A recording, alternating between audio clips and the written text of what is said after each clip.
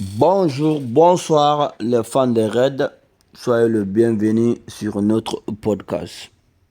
Sur ce, nous saluons infiniment à tous nos abonnés. Au tɛmɛnen fana kɔ an b'an ka abonnés bɛɛ fo k'a fɔ an bɛ bi dati fɔ n'o ye le 19 9 mois 2025 fanu chers abonnés bi kunnafoni kelen m'an kɔlɔ dɔrɔn o ye ladalako la conférence de presse match VU entraîneur ye kuma minnu fɔ an bɛna essayer k'olu kɔni de d'aw ma bakurubadi la i bɛna ye k'a fɔ an bɛ se ka fɛn fɔlɔ min kɔni fɔ jateminɛ fɔlɔ min na an kɔni an bɛ se k'o fɔ an bɛna ye k'a fɔ bi conférence de presse o kɔni bi avant conférence de presse kɔni ma kɛ sɔgɔmada nin fɛ an bɛna ye k'a fɔ a kɛra midi ɲafa ninnu de fɛ kɛrɛnkɛrɛnna Liverpool échoc ka journalistes caman tun bɛ yen ɲininkali fɔlɔ min kɔni cɔngɔra la o ye l'emplacement sur Isaac o ye c'est-à-dire que Isaac ka emplacement n'a bɛ jouer ou n'a tɛ jouer entraîneur ka jaabiri kɛra mun ye o ye a y'a yɛrɛ k'a fɔ je ne pense pas que je dirais grand chose aux médias ko a ma d'a la n'a sɔrɔ a bɛna na kuma caman fɔ médiaw sanfɛ n'o ye kunnafonidilaw ye an ka match yɛrɛ veille don a y'o kɔni fɔ ka nɔgɔ bɔ o la mais a y'a fɔ ko n'i y'a ta k'a lajɛ kunun k'u ye récupéreli kɛ et entraînement cet après-midi ani bi entraînement après-midi c'est notre état d'esprit u bɛ baara kɛ n'o o hakilinaw de a y'a yira fana k'a fɔ Alex était plus en plus fort que jamais ko fɛn min Alexandre Isaac ye ko c'est-à-dire a b'a sen kan yɛrɛ yɛrɛ dɛ avant son heure de jeu ko yan'a tun ka a ka heure de jeu mun tun yanni o ka se ko a bɛ ka kuma mercredi de kan alors on verra comment il a récupéré aujourd'hui a ye match min joué o la u bɛna lajɛ bi ani comment il est en train de récupérer mais a y'a yira fana k'a fɔ o kɔnɔna na o de la u b'u hakili jagabɔ sisan k'a lajɛ n'a y'a sɔrɔ a bɛ don composition na ou n'a tɛ don composition kɔnɔna na a bɛ taa ɲɛfɛ fana a b'a yira k'a fɔ fɛn min ye changement de routine ye a ko au coup d'envoi précoce nous leur avons donc accordé un peu de temps supplémentaire pour récupérer notamment grâce au sommeil k'o fana na o de ye an bɛ se k'a fɔ o de ye bi motif yɛrɛ ye k'a tun ye joueur to yen k'u yɛrɛ lafiya dɔɔni u ka caman ka se ka sunɔgɔ récupérer olu n'a ɲɔgɔnna ninnu a y'a yira fana k'a fɔ comme nous le savons comme an bɛɛ b'a dɔn nous avons dû disputer 3 matchs en une semaine ko n'i y'a ta k'a lajɛ an bɛɛ bɛ mun dɔn semaine kɔnɔ k'an ye match 3 an bɛ k'o de discuter ko a ye n'an bɛ se k'a fɔ souvent an bɛ se o bɛ kɛ mais ko a ma ca kosɛbɛ en 6 jours dimanche mercredi et samedi a ko ninnu ma ca kosɛbɛ o horaires tɛ kelen o fana na u bɛ tila ka ɲininkali wɛrɛ mun cɔngɔ a la o ye jumɛn ye o ye emplacement sur Isaac ani Igo Ekitike n'a y'a sɔrɔ u bɛ se ka jouer ɲɔgɔn fɛ a ka jaabi kɛra mun ye a ko don n'a nata la pourquoi pas a bɛ se k'a lajɛ k'u soki ɲɔgɔn na k'a lajɛ a ko k'a sababu kɛ n'i y'a ta k'a lajɛ il y a beaucoup de choses à prendre en compte ko fɛn caman bɛ yen olu kan ka si filɛ k'a lajɛ k'a ta ba la a ko fɛn min ye n'a sɔrɔ par exemple sisan u fila bɛɛ b'u sen kan si les deux sont au meilleur de leur forme n'a sɔrɔ u fila bɛɛ b'u sen kan ko o kɔnɔna na k'i bɛ mun kɛ k'i kan k'u fila bɛɛ fana de ta mais mun fana jɛlen don a y'a yira k'a fɔ structure caman b'an bolo n'o système ye a ko par exemple misaliyala 4-3-3 et que enfin match nous avons joué avec deux 9 a ko souvent an bɛ se ka jouer n'o formation fana ye souvent k'an to 4-3-3 mais an bɛ taa match ban ni 9 fila ye a ko pourquoi pas ko Igo bɛ se ka jouer fana côté gauche la a ko ninnu bɛɛ ye fɛn ɲumanw de ye équipe ma a bɛ taa ɲɛfɛ fana k'a yira k'a fɔ ko option caman de bɛ u bolo n'o ye Liverpool ye et si certains ne sont pas en forme ni dɔw fana t'u sen kan u bɛ se ka utiliser wɛrɛ kɛ ni système wɛrɛ n'o ye 4-4-2 ko o bɛɛ bɛ dépendre seulement forme ko de la ani condition physique bon a ko ale fɛ peut-être ko nin bɛɛ b'a sen kan nin wagati la donc n'u bɛɛ b'u sen kan ko choix b'ale bolo ka joueur 21 donc choix b'a bolo a bɛ minnu jouer ou n'a tɛ minnu jouer donc k'o ye wajibu ye emplacement fana an bɛ taa mun na Everton a ye da fana to so la ɲininkali kɔfɛ a ka jaabiw la a y'a yira k'a fɔ ko n'i y'a ta k'a lajɛ a kan bɛ mɔgɔ fɛn ninnu de ma wotoro ninnu fali ninnu ko u ye période ɲuman kɔni kɛ saison tɛmɛnen ani u ye donc joueur ɲumanw fana recruter donc n'a ye Jack Grealish fɔ k'o bɛ sin ka hukumu kɔnɔna na ko n'i dun y'a ta k'a lajɛ o joueur tɔgɔla sanna 1000000 de livre sterling la donc o ni wagati la ko a b'a sen kan donc a ko ninnu bɛɛ ye donc c'est à dire que o b'a yira k'a fɔ ko équipe ɲuman de b'u bolo donc ko a ye n'a sɔrɔ fadenya b'an n'u cɛ donc a y'a yira fana k'a fɔ o tɛ ale bali ka donc ɲuman f'u kan donc surtout u ye kɛwale minnu kɛ surtout Jogo Jota ka banni na k'i bɛna ye k'a fɔ u nana fo Anfield surtout u ka capitaine fana donc a ko i m'a ye ko ninnu ye témoignage de ye bonya ni karama kɔnɔ ko an ma dɔw ma u ka directeur sportif n'an ka directeur sportif fana donc ko donc u ye condoléances u se ɲɔgɔn ma donc a ko surtout mɔgɔ si tun ma sigi ni tragédie in ye donc o fana tɛmɛnen kɔ a b'a yira k'a fɔ an bɛ an sigi ka fɛn mun makɔnɔ dɔrɔn o ye donc an pereselen don a ka daminɛ quoi n'o ye sini match ye a ko chaque match Anfield c'est spécial mais ko derby fana donc o fana y'a dɔ wɛrɛ de ye an bɛ taa toujours ni ɲininkaliw ni jaabiliw ye o dɔ fana ye jumɛn ye Paul Scholes bi sinsin hali bi ɲininkaliw kan o ye c'est à dire que emplacement le jour du derby a ko bon danfara b'u cɛ ko c'était différent des autres derby parce que an ka derby ni tɔw ka derby tɛ kelen a ko c'est à dire que ale bɛ anglais ka derby fɛ trop a y'a yira k'a fɔ ko hali n'a sɔrɔ fadenya b'an ni Everton cɛ ko mais ko par exemple sisan Newcastle Manchester United ko les supporters ko olu u bɛ se ka ye ɲɔgɔn fɛ quoi j'ai vu les 10 maillots du Liverpool FC k'ale Liverpool maillot k'a ye Liverpool ka maillot ta ɲɔgɔnna ye donc Newcastle supporteriw la donc a ko o dun ko o ye impossible de ye Pays-Bas ko tɛ se ka kɛ Pays-Bas donc a ka kumaw kɔnɔna na tuguni a ko j'espère que nous pourrons conserver cette ambiance a ko ale kɔni fɛ ko ni ambiance in bɛ se ka garder ka ɲɛ ici n'o ye Angleterre ye a ko supporters tiɲɛ yɛrɛ la u bɛ ballon yɛrɛ de fɛ et puis bonya b'u fɛ yen donc u bɛ ɲɔgɔn fana bonya a ko Ajax ni contre Feyenoord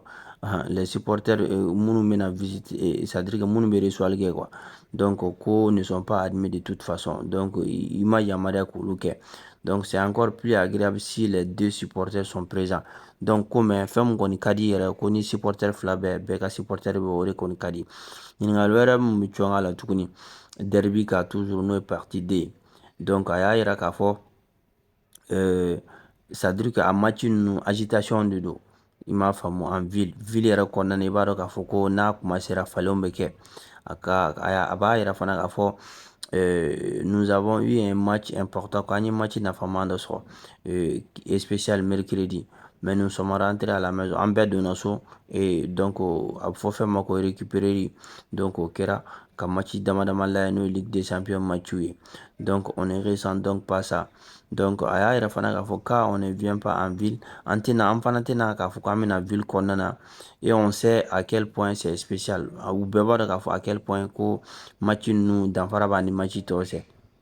donc c'est quand on a ko depuis nous nana bisi la i b'a ressenti vraiment ce que ça ce que représente i b'a dɔn tout simplement k'a fɔ ko ani match tɔw tɛ kelen ye toujours an bɛ taa ni ɲininkaliw ni jaabiw ye Paul Scholes bɛ dɔ wɛrɛ mun cɔngɔ a la tuguni o ye c'est à dire que placé aux débutants du derby donc o kɔnɔna na a bɛ jaabili minnu di n'o ye balaba ye Arne Slot a ko ale yɛrɛ ye nin match ninnu dɔ vécu kɔ kan a y'a yira k'a fɔ comme quelque chose de différent mais danfara b'u cɛ a y'a yira fana k'a fɔ n'i ye u ta k'u lajɛ danfara bɛ an ka match ani danfara fana bɛ an ye match min jouer contre Newcastle u fɛ yen en extérieur donc ko mais ko presque k'u bɔlen don a b'a yira fana k'a fɔ celui d'Everton. C'est donc pas la première fois ko nin t'a siɲɛ fɔlɔ ye donc que ces joueurs jouent ce type de match. Nin t'a siɲɛ fɔlɔ ye k'a fɔ Liverpool joueur bɛ nin match nasugu nin jouer. Ko fadenya caman ani intensité ani tackle jugu donc ani kumakan jugu donc nin bɛɛ b'a kɔnɔna na, nin bɛɛ bɛ y'a kɔnɔna na. Mais aussi sur ce que nous devons faire pour gagner. Mais laɲini ye mun ye an m'an banba an bɛ se ka match in gagner cogo min o bɛ sɔrɔ jumɛn fɛ ko duel intense ninnu ani donc gagner mais aussi jouer avec le ballon ka essayer fana ka jouer ni ballon ye donc hali n'a sɔrɔ an bɛ se ka a fɔ kuma na mais a ka gɛlɛn donc ils ont beaucoup de bons joueurs u fana bi joueurs ɲumanw de b'u bolo a ko exactement a t'a dɔn u bɛna na ballon mun jouer u bɛna u ka ballon jan de jouer wa ou bien u bɛna ballon da de ka jouer n'an ye offensivement wa a ko a tɛ kɛ ala ye k'olu dɔn parce que a ko n'i y'a ta k'a lajɛ u fana joueur talentueux b'u fɛ yen u bɛ se ka o joueur talentueux min bɛ se ka style fila bɛɛ jouer a kɔnɔna na a ko fɛn min ye Virgil van Dijk ye fo ka na se Mo Salah ma ko olu fana bɛ se ka donc explication caman di an ka joueur kura minnu nana sisan i m'a faamu mais kow t'a yɛrɛ k'a fɔ komi joueur kura ninnu ma deli ka a ɲɔgɔnna vécu mais ko i bɛna ye k'a fɔ danfara bɛ donc ani tɔw ta cɛ ko c'est spécial mais pas très différent des matchs exceptionnels donc a ka kuma na ko ninnu bɛ se k'u bilasira ka u lami ka ɲɛ kosɛbɛ Paul Scholes bɛ ɲininkali wɛrɛ mun tun k'a la tuguni o ye Salah ka donc emplacement ye donc a k'ale kɔni fɛ ko n'i ye joueur baw ta k'a lajɛ olu bɛ contribuer cogo di équipe la souvent k'a sɔrɔ hali ni ballon t'u bolo a ko olu ye fɛn minnu ka dɔgɔ sont ceux qui peuvent apporter leur contribution ko o la ko n'i ye joueur baw ta k'olu bila o la sans ballon ko minnu bɛ se ka contribuer équipe fɛ donc ka a man ca ko surtout en marquant ani ka passe décisive kɛ lorsqu'il ne joue pas donc c'est ce qui est distingué donc ko n'i y'o ta k'o lajɛ ko danfara de bɛ Mo ni donc joueur caman cɛ a ko Mo ko surtout en tant que ailier ko gɛlɛya don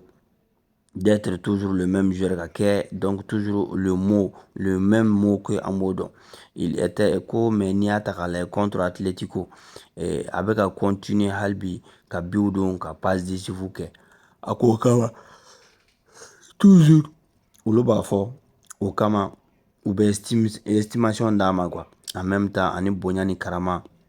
o dilen don a ma Liverpool kɔnɔna na ko joueur caman bɛ yen c'est à dire que u bɛ se ka ballon ɲumanw ta k'a sɔrɔ ni l'équipe b'a sen kan ko joueur caman bɛ yen u bɛ ballon ɲuman ta ni équipe de b'a sen kan ko mais a ka dɔgɔn donc sont ceux qui peuvent marquer ou faire des passes décisives ko a ka gɛlɛn joueur mun bɛ se ka passe décisive ou bien but dɔn olu wagati na k'a sɔrɔ équipe bɛ gɛlɛya kɔnɔna na donc a b'a yira fana k'a fɔ a ka préférence la donc le voir comme il était contre l'Atlético donc a ye match mun ta ale bɛ fɛ k'a ye toujours o de la ou bien comme contre Newcastle n'était presque jamais en possession du ballon ko i y'a ta k'a lajɛ ko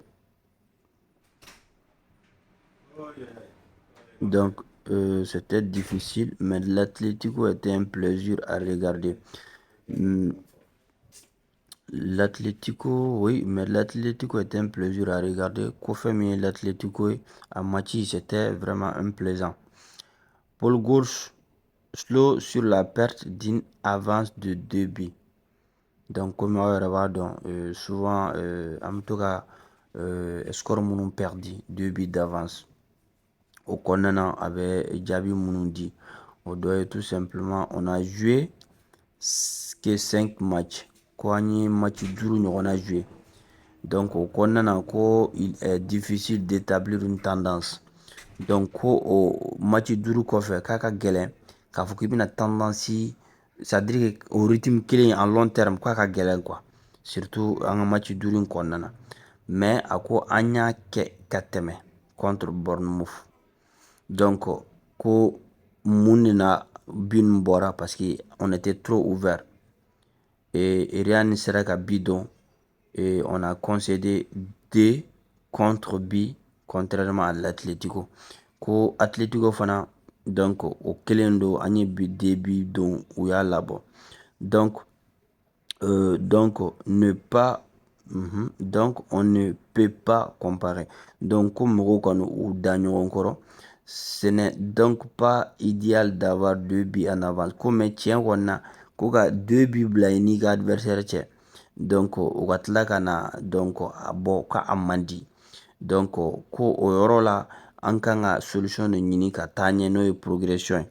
A b'a yira fana k'a fɔ comme pour